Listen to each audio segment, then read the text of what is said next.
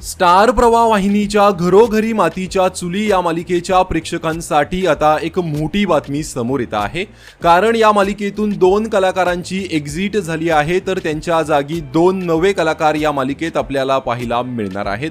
या मालिकेमध्ये ऋषिकेश रणदिवेची एक बहीण दाखवण्यात आली होती, शर्वरी। यापूर्वी ही भूमिका अभिनेत्री भक्ती देसाईने साकारली होती, मात्र काही दिवसांपूर्वीच भक्तीने मालिकेचा निरोप घेतला। त्यानंतर मालिकेत एंट्री झाली ती अभिनेत्री धनश्री काडगावकरची।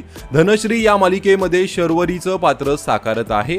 आता धनश्रीच्या पाठोपाठ मालिकेत आणखीन एका अभिनेत्याची एंट्री होणार आहे।